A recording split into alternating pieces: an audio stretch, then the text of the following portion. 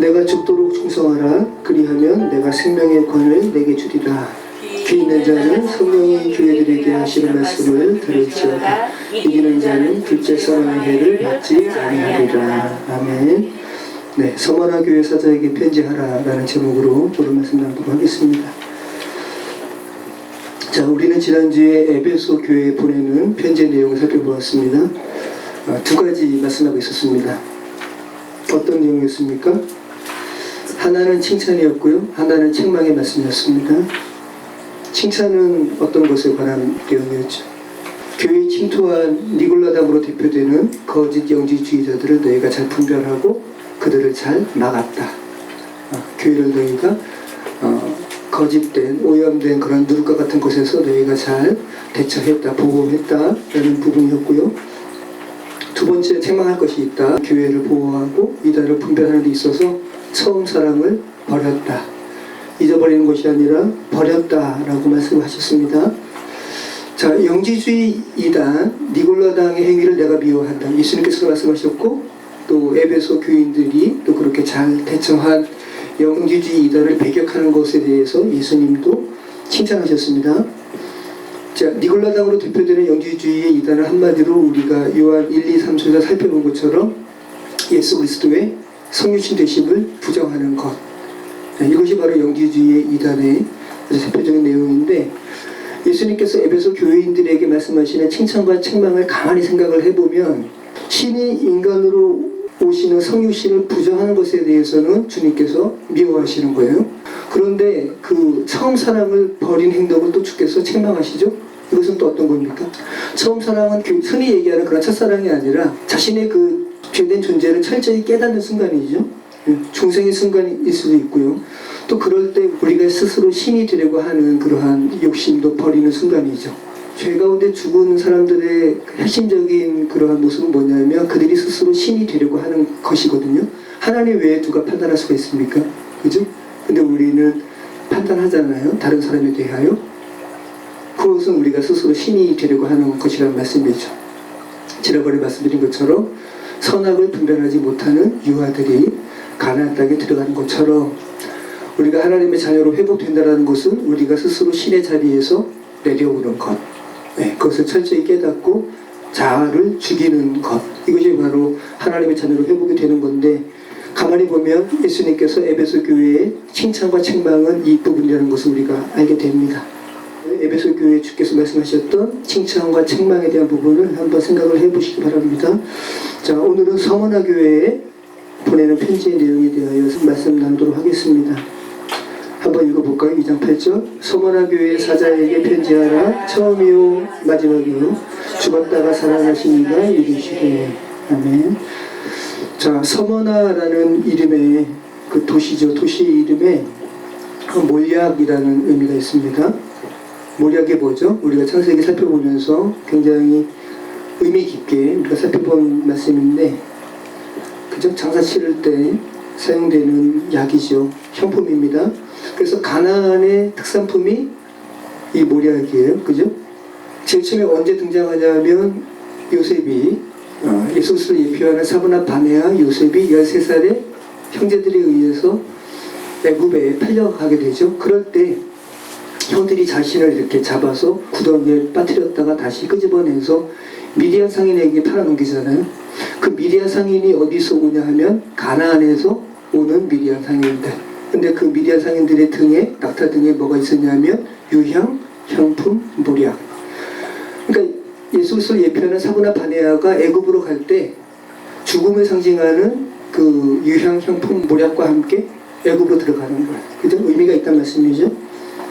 창세기 37장 25절 말씀이죠. 그들이 앉아 음식을 먹다가 눈을 들어본즉 한 무리의 이스마엘 사람들이, 이 미디안 사람들입니다. 길르앗에서 오는데 그 낙타들의 향품과 유향과 몰약을 싣고 애굽으로 내려가는지라. 자, 이 다음에 요셉이 애굽으로 들어가고 그 다음에 또 여러 가지 일련의 과정을 거쳐서 애굽뿐만 아니라 온 세계의 흉년이 미쳤을 때 가나안에 살던 요셉의 형제들 흉년으로 인해서 애굽으로 가게 되죠. 그 다음에 다시 형제들이 와서 아우 베냐민마저 요셉이 데려오라고 합니다. 애굽의 총리가 데려오려고 합니다라고 말을 할 때 아버지 야곱이 가나안의 특산품을 함께 또 보내죠. 그 장면 기억나시나요? 지금 제가 향품 이야기하는 거니까, 모략 이야기하는 거니까. 창세기 43장 11절 말씀이죠. 그들의 아버지 이스라엘이 그들에게 이르되 그리할진대 이렇게 하라. 너희는 이 땅에 아름다운 소산을 그릇에 담아가지고 내려가서 그 사람에게 예물로 드릴지니. 그 사람은 누군데? 요셉, 사보나파냐. 곧 유향 조금과 꿀 조금과 향품과 모략과 유향나무 열매와 감 봉숭아니라. 그죠? 하나같이 다 가나안의 특산품을 뭐라 그러냐면 죽음을 상징하는 그러한 특산품이에요. 다 죽음을 상징하는 건데 야곱은 뭐라 그러냐면 이 땅의 아름다운 소산물, 가나안 땅의 아름다운 소산물이 죽음을 상징하는 그러한 물품이라는 것 여러분이 잘 생각을 하셔야 되는 거죠. 여러분 다 단순하게 생각을 해보세요. 가나안 땅은 그런데 천국을 상징하는 건데, 그죠? 요단강 건너 가나안 땅이니까. 근데 하나님을 의지하지 않아서 가나안 땅에서도 비록 계속 싸우기는 하지만, 그래서 가나안 7족속을 다 물리치지 못해서 계속 그러한 전투가 벌어지긴 하지만, 표면적으로 보면은, 도식적으로 보면은 가나안은 천국을 상징해요. 그래서 우리가 장례 치를 때 요단강 건너 가나안 땅 이런 찬송을 부르는 거 아닙니까? 자, 그 가나안 땅, 천국을 상징하는 가나안 땅의 특산물이 뭐라고요? 유향, 향품, 모략이라고요. 천국을 상징하는 그 특산품이 유향, 향품, 모략이라는 거. 그것은 우리가 하나님 나라에 들어가기 위해서는 우리가 반드시 어떤 처리가 있어져야 함을 말씀하는 거죠. 우리의 죽음, 그죠? 자아의 죽음의 처리가 분명히 이루어져야 하나님 나라. 거듭남에 대한 말씀이죠. 우리 첫 자아가 죽는 부분, 우리 자아가 죽는 부분, 그런 부분들을 잘 생각을 하시면서 오늘 이 서머나 교회에 대한 말씀을 여러분이 생각을 하시면 좋을 것 같습니다. 오늘 서머나 교회에 대한 말씀을 보면은 그러한 죽음, 환난, 고난, 거기에 초점이 맞춰져 있습니다. 그래서 서머나 교회에 보내는 편지의 내용을 보면은 7교회에 보내는 편지 중에 가장 짧습니다. 내용이 가장 짧습니다. 내용이 가장 짧다라는 것은 부차적으로 타이르거나 책망하거나 할 그런 군더더기가 없이 서머나 교회는 굉장히 신앙생활에 있어서 주님께 칭찬받는 그러한 모습이었다는 것을 우리가 알게 되죠. 그래서 빌라델피아 교회와 더불어서 서머나 교회는 유일하게 책망에 대한 메시지가 없는 교회입니다. 7교회 중에 부차적인 내용을 쓸 필요가 없는 교회. 그래서 그들이 감내하는 고난에 대하여 주께서 위로할 것밖에 없는 교회가 바로 서머나 교회였습니다. 서머나 교회는 육체적인 죽음을 포함하는 핍박을 받았습니다. 이러한 서머나 교회에게 우리가 2장 8절에서 읽은 것처럼 처음이요 마지막이요 죽었다가 살아나신 이가 이르시되 라고 예수님께서 자신을 죽었다가 살아나신 이로 표현하면서 예수께서 말씀하신 편지를 받을 때 서머나 교회는 얼마나 힘을 받았을까, 얼마나 위로가 되었을까 라는 것을 생각하신다면 이 서머나 교회 보내는 편지의 의미에 대해서 여러분이 생각을 하게 되겠죠. 자, 그리고 서머나라는 도시 자체가 죽었다가 살아난 예수님을 설명하는 그 내용처럼 물리적으로 서머나라는 도시는 소멸됐다가 다시 생성된 도시입니다. 그 도시 자체도 죽음을 경험한 도시, 그리고 물리적으로, 아니 영적으로는 아니죠. 근데 물리적으로 다시 생성된 그런 도시라는 거죠. BC 1000년에 처음 도시가 생성되었다고 합니다. 그리고 400년간 지속되었다 그래요. 여러분, 한 도시가 400년간 지속되는 것은 굉장히 오랜 시간입니다.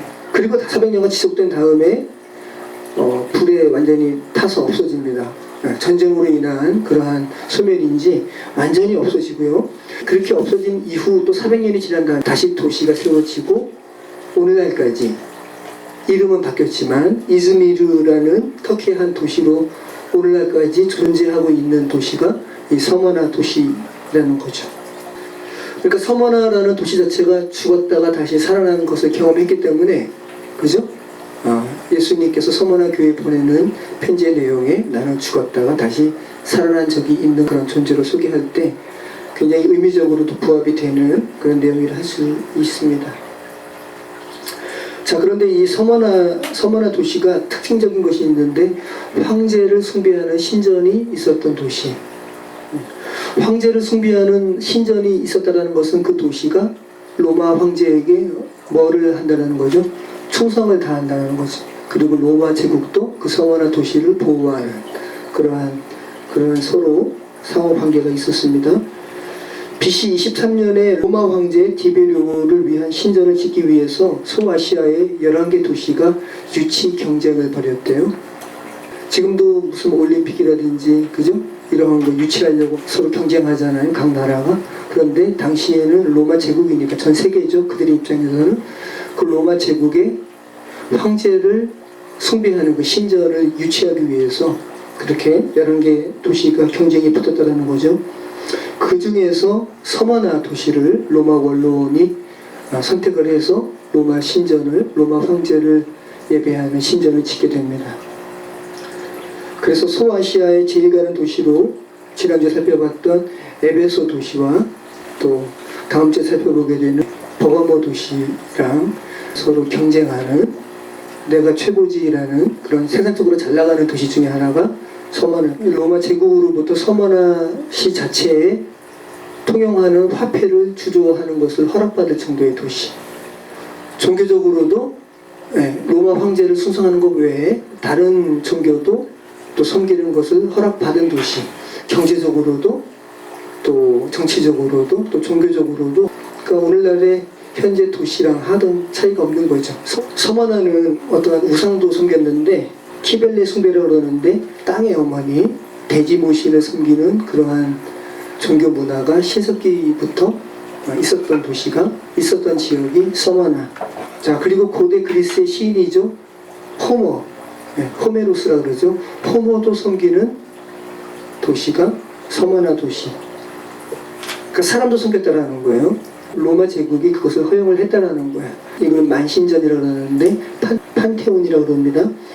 그러니까 서머나 도시에 키빌레 여신도 섬기고, 그죠? 황제도 섬기고, 또 하나의 사람이었던 호메로스도 섬겼다라는 것은 당시에 로마 제국이 판테온을 수용했다. 헬라어의 모든 것을 의미하는 판이라는 그 단어와 신을 의미하는 것이 데우스입니다. 그래서 이 판과 데우스의 합성어가 판테온. 로마 제국의 신과 피정복민의 신들까지 다 모셔놓은 것이 만신전. 자, 피정복민의 종교를 허락한다는 것은 그저 종교를 억압하게 되면은 굉장히 반감이 있어지는데 종교를 수용하게 되면 그만큼 저항이 줄어들겠죠. 피정복민의 정체성을 뭉개지 않으면서 자연스럽게 로마 제국 안으로 흡수하게 하는 목적의 이 판테온도 수용했다는 거죠.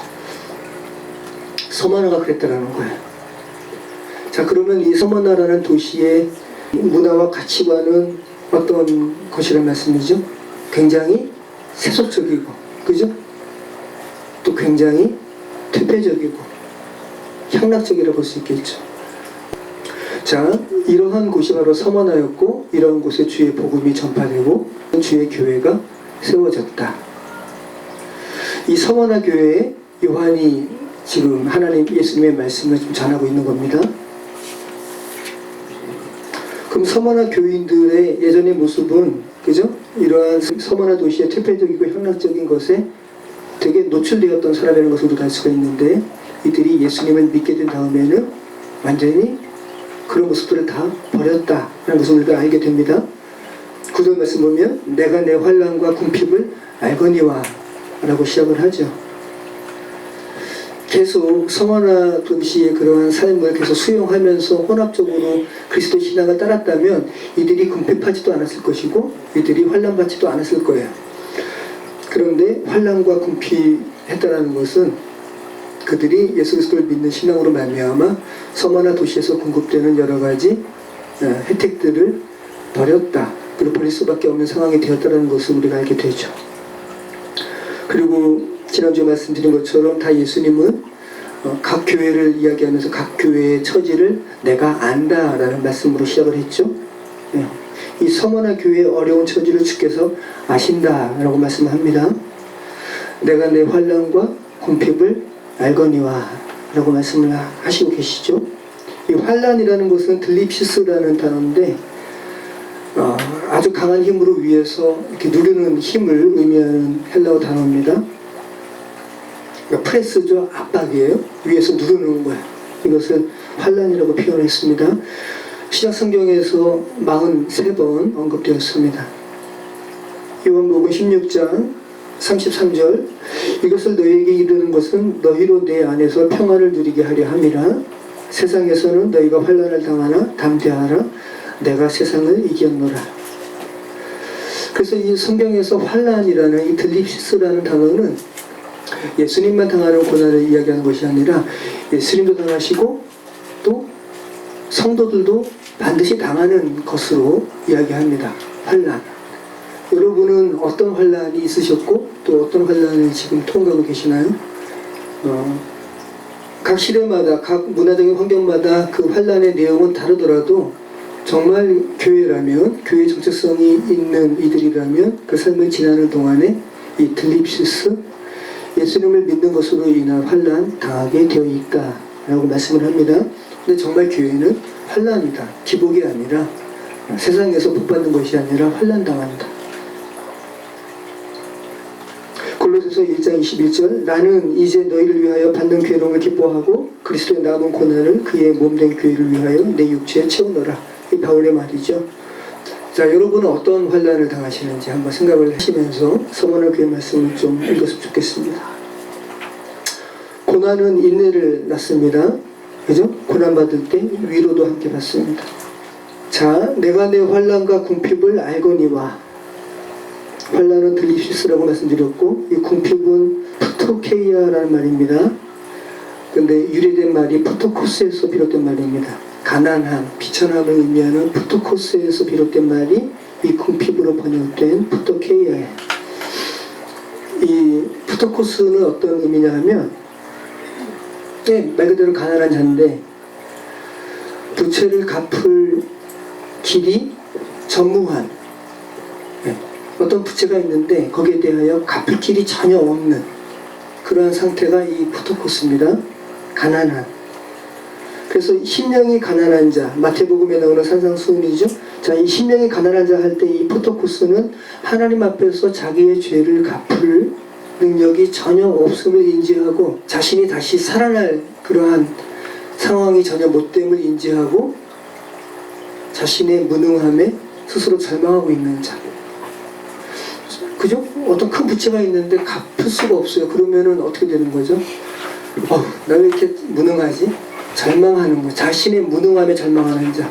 이것을 여러분 구원으로 이야기한다면 여러분이 구원받을 수 있는 여러분 안에서 어떠한 것도 없는 존재임을 여러분이 인지하는 것. 이것이 바로 푸토코스의 심정이죠. 여러 가지 세상 종교가 이야기하는 너희의 행위를 많이 받쳐봐. 그죠? 많이 기도해봐. 이런 것은 다 자신 안에 뭐가 있다는 것을 계속 그 가능성을 인지하는 거잖아요. 조금이라도 더 기도하고 1000번 기도하고 그죠?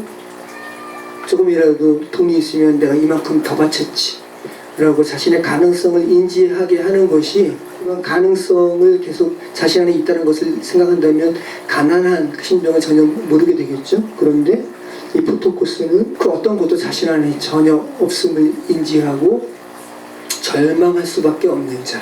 그래서 하나님 앞에 손을 벌릴 수밖에 없는 존재.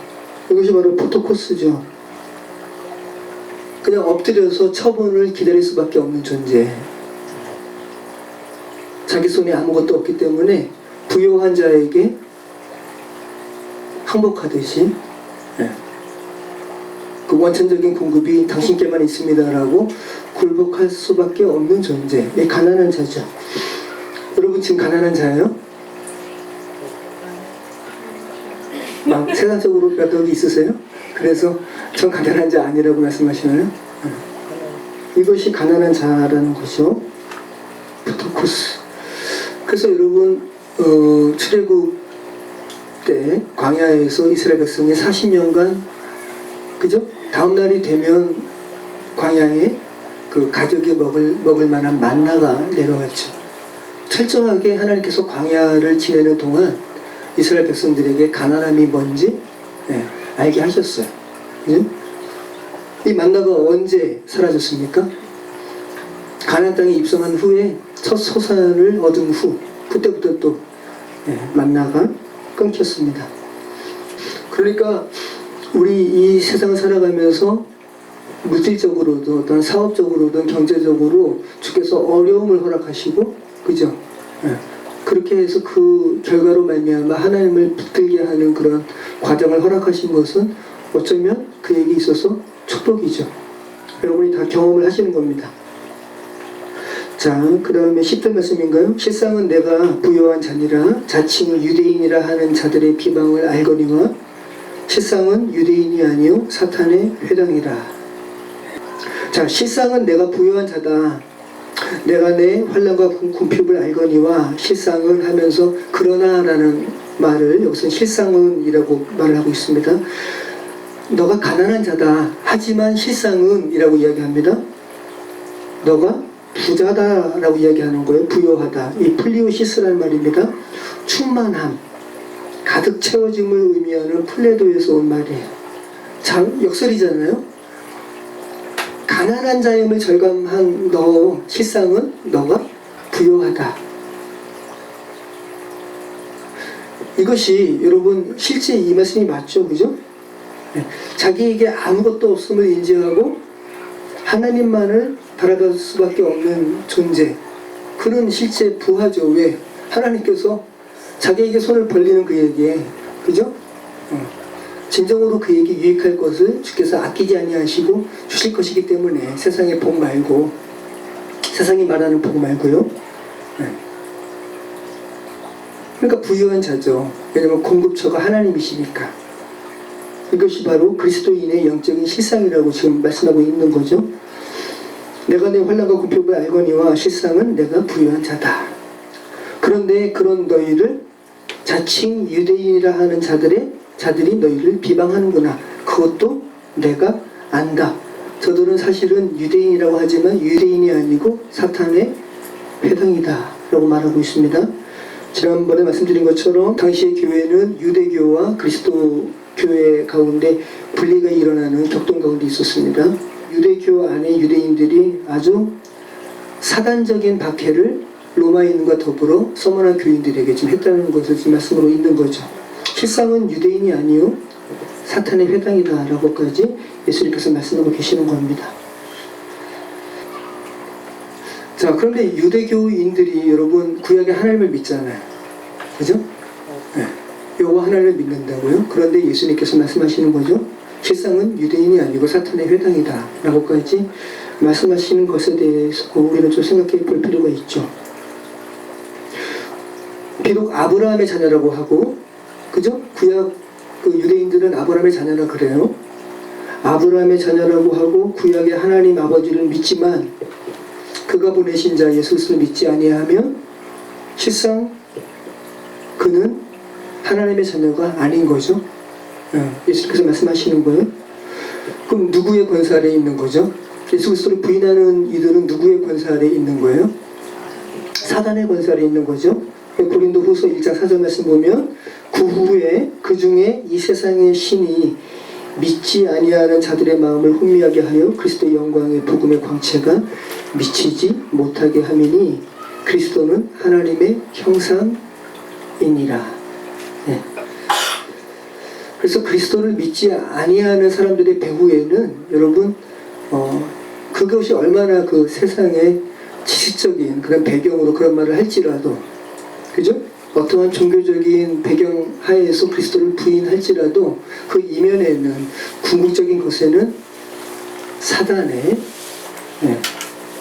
사단의 세력이 있음을 우리는 인정해야 하는 거죠. 영적인 부분인 거죠. 그래서 예수님은 그 유대인이라고 하지만 말로는 유대인이라고 하지만 실상은 사탄의 회당이라고 이렇게 말씀하고 있는 거죠. 너는 장차 받을 고난을 두려워하지 말라. 볼지어다 마귀가 장차 너희 가운데에서 몇 사람을 옥에 던져 시험을 받게 하리니 너희가 10일 동안 환난을 받으리라. 네. 자, 이 10일을 여러분 너무 문자적으로 보실 필요는 없습니다. 물리적으로 짧은 시간일 수도 있고, 그 당시에 실제로 어떠한 박해를 받는 그 10일 동안이라는 어떠한 물리적인 시간도 있을 수 있겠지만, 묵시적인 의미의 이 10일은 완전한 시간, 전 시간을 의미합니다. 모든 시대마다 그리스도인들이 각각 10일로 표현되는 그러한 환난의 시대를 겪고 있는 거죠. 그리고 이것이 단순한 짧은 시간으로 끝나는 것이 아니라 전 시대를 이야기하는 거예요. 정말 그리스도인의 삶은 세상이 보기에 역겹기 때문에 환난받을 수밖에 없는 그런 생애를 살아갑니다. 묵시적인 표현이라는 거, 물리적으로 10일이 아니라. 그래서 서머나 교회의 대표적으로 후에 사도 요한의 제자라 그러죠. 폴리캅이라는 교부가 또 수교당하기도 하고 그렇습니다. 내가 죽도록 충성하라. 그리하면 내가 생명의 관을 내게 주리라. 내가 죽도록 충성하라. 이 피스토스, 믿음을 의미하는 단어예요. 네. 너가 믿음을 끝까지 지키면, 죽기까지 지키면 내가 생명의 관을 내게 줄 것이다 라고 말씀하고 있죠. 그 헬라어의 관을 의미하는 단어가 두 개가 있는데, 하나는 왕관을 의미하는 단어가 있습니다. 네, 디아데마라는 단어예요. 또 하나의 단어는 기쁨과 승리의 관을 의미하는 단어가 있습니다. 스테파노스라는 단어인데, 여기서 그러면 예수님께서 말씀하신 내가 죽도록 충성하라. 그리하면 내가 생명의 관을 내게 줄 것이다 라고 할 때 이 관은 디아데마일까요? 아니면 스테파노스일까요? 그렇죠. 네. 승리의 관, 너가 고난 가운데 믿음 잃지 않고 끝까지 인내하면 내가 생명의 면류관을, 생명의 관을 내게 줄게 라는 말씀이죠. 그러면 여러분, 우리가 그러면 천국에 가서 다 이렇게 관을 쓸까? 물리적인 관을 쓸까요? 이거는 다 지금 요한계시록은 그죠? 은유적인 말입니다. 여기서 이 생명의 관 할 때 어떤 문법적으로 소유 관계를 의미하는 것이 아닙니다. 동격 관계에 있어요. 생명이 관이고 관이 생명이라는 거예요. 네. 생명의 관, 이 관인데 생명의, 이 생명의가 수식하는 관이 아니라 이 관 이코로 생명이라는 거예요. 생명 이코로 관이라는 거고, 당시에 서머나에 파고스 산이 있는데, 이 파고스 산 위에 세워진 도시의 형상이 면류관 같은 형상이라 그러고요. 네. 그리고 당시 서머나 도시 사람들이 믿었던 이 시벨레 여신의 그 형상이 도시의 흉벽으로 이루어진 면류관을 가진 모습으로 그렸다고 합니다. 그래서 일부러 서머나 도시에 어울리는 그런 형상과 그런 의미를 가지고 예수님께서 지금 말씀하고 있음을 우리는 알게 되죠. 자, 생명의 면류관. 그러니까 지금 단순하게 얘기하면 물리적인 생명의 면류관을 여러분이 쓸 것이다 이런 말이 아니라, 너가 너 신앙을, 믿음을 생애 가운데 지키면 그것이 궁극적인 너희의 생명이다라는 것을 말씀하고 있는 거죠. 그죠? 영원한 생명을 말씀하고 있는 거죠. 귀 있는 자는 성령이 교회들에게 하시는 말씀을 들을지어다. 이기는 자는 둘째 사망의 해를 받지 않게 될 것이다. 둘째 사망에 대해서는 많이 말씀하죠. 계시록 20장 6절에도 나오죠. 이 첫째 부활에 참여하는 자들은 복이 있고 거룩하도다. 둘째 사망이 그들을 다스리는 권세가 없고 도리어 그들이 하나님과 그리스도의 제사장이 되어 천년 동안 그리스도와 더불어 왕노릇하리라. 지난번에 말씀드린 것처럼 첫째 부활에 참여하는 자, 예수 그리스도와 함께 처음 죽음을 경험한 자는 둘째 죽음 경험하지 않는다라는 거죠. 그러니까 거듭나면 둘째 죽음은 여러분과 관계가 없습니다. 근데 거듭나지 않으면 어떻게 되는 거죠?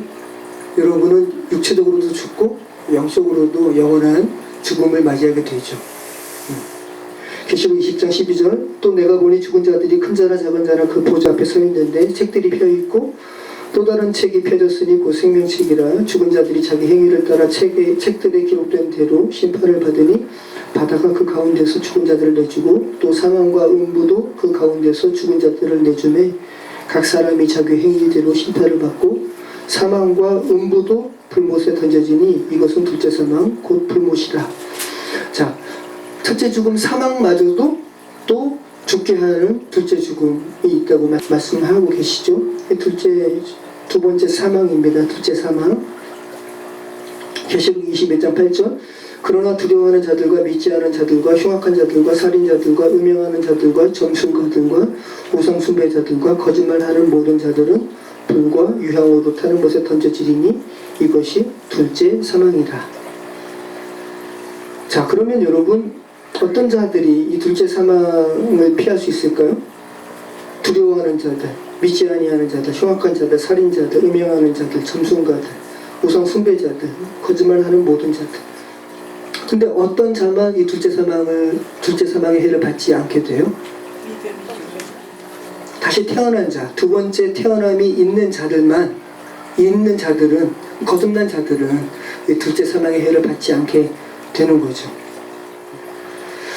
그래서 지금 요한계시록에서 말하는 바는 분명합니다. 박해자들은 신자들을 첫째 사망에 내볼 수는 있습니다. 그죠? 그런데 둘째 사망으로 끌고 가지는 못합니다. 성도로 하여금 둘째 사망에 이르게 하지는 못합니다. 예수님께서 말씀하시는 거죠. 누가복음 12장 1절. 내가 내 친구 너희에게 말하노니 몸을 죽이고 그 후에는 능히 더 못하는 자들을 두려워하지 말라. 마땅히 두려워할 자를 내가 너희에게 보이리니 곧 죽인 후에 또한 지옥에 던져놓는 권세 있는 그를 두려워하라. 내가 참으로 너희에게 이르노니 그를 두려워하라. 박해하는 사람도 두려워하지 말고 너희가 정말 두려워할 이는 하나님이시다. 하나님은 둘째 사망에 죽음마저도 둘째 사망에 이르게 하는 분이시다. 너희는 하나님을 두려워해야지 박해자를 두려워하지 말라고 말씀하고 있는 거죠. 계속 말씀하는 거죠. 두 번 태어난 사람은 한 번만 죽습니다. 그죠? 그런데 한 번 태어난 사람은 두 번 죽게 됩니다. 육체적으로도 죽고 영적으로도 불못이라 표현하는 둘째 사망에 이르게 되죠. 자, 여러분 서머나 교회에 보내는 편지에 궁핍과 고난 그리고 인내에 대한 부분 외에는 다른 내용이 없다라는 거, 그리고 이기는 그에게 면류관을 줄 것이라는 내용이 전부라는 것을 여러분이 생각해 보실 필요가 있습니다. 그리고 책망의 내용이 없는 교회라는 것.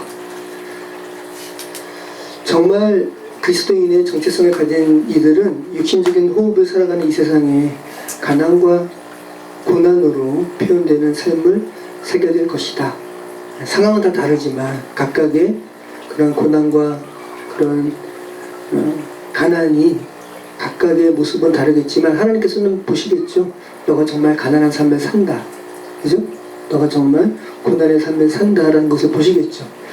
하나님은 아실 겁니다. 각각은 다르지만 여러분은 지금 어떠한 가난에 예수께서도 하나님께서도 인정하실 만한 가난한 삶을 사는가, 아니면 서머나 교회의 그런 성도들처럼 고난으로 표현되는 삶을 지금 사는가 한번 생각해 보시기 바랍니다. 딱히 눈에 보이는 그러한 고난의 삶이 없다면 지금 동시대에 고난받는 교회가 있죠. 그 고난받는 교회에 동참하는 것도 여러분이 고난의 삶을 함께 사는 것이죠. 왜냐하면 교회는 다 한 지체니까, 예수스 머리 또한 우리는 다 손가락이고 발가락이니까 자기가 고난받지 않는다고 해가지고 다른 손가락의 고난을 무시한다면 예수님께서 넌 교회가 아니네 라고 말씀하시겠죠. 에베소 교회는 이기는 것이 뭐였죠?